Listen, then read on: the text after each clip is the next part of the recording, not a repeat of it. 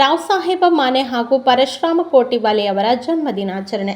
ಇತ್ತೀಚೆಗೆ ಅಂಕಲಿಯಲ್ಲಿ ಮರಾಠ ಮಂಡಲದ ಅಧ್ಯಕ್ಷರಾದ ಶ್ರೀ ರಾವ್ ಸಾಹೇಬ ಮಾನೆ ಹಾಗೂ ಮರಾಠ ಸಮಾಜದ ಪ್ರಮುಖರಾದ ಶ್ರೀ ಪರಶುರಾಮ ಕೋಟಿವಾಲೆಯವರ ಜನ್ಮ ದಿನಾಚರಣೆಯನ್ನು ಅಂಕಲಿ ಹಾಗೂ ಸುತ್ತಮುತ್ತಲಿನ ಜನತೆಯ ಪರವಾಗಿ ಆಚರಿಸಲಾಯಿತು. ಕೈ ಬರಮದೇವ್ ದೇಸಾಯಿ ಸ್ಮೃತಿ ಮರಾಠ ಸಮಾಜ ಭವನ ಕಟ್ಟಡದ ಸಲುವಾಗಿ ಇವರ ಅಮೂಲ್ಯ ಕೊಡುಗೆಯನ್ನು ಗಮನದಲ್ಲಿಟ್ಟುಕೊಂಡು ಈ ಕಾರ್ಯಕ್ರಮವನ್ನು ಆಯೋಜಿಸಲಾಯಿತು.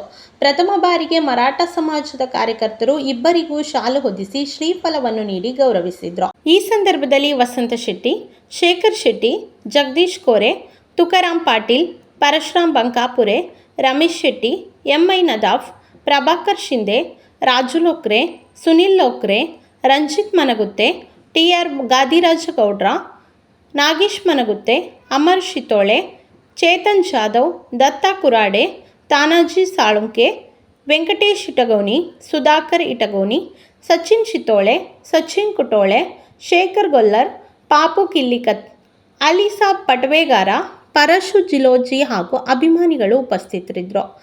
ರಮೇಶ್ ಮನಗುತ್ತೆ ಕಾರ್ಯಕ್ರಮ ನಿರೂಪಿಸಿ ದತ್ತಾ ಕುರಾಡೆ ವಂದನಾರ್ಪಣೆ ಸಮರ್ಪಿಸಿದರು.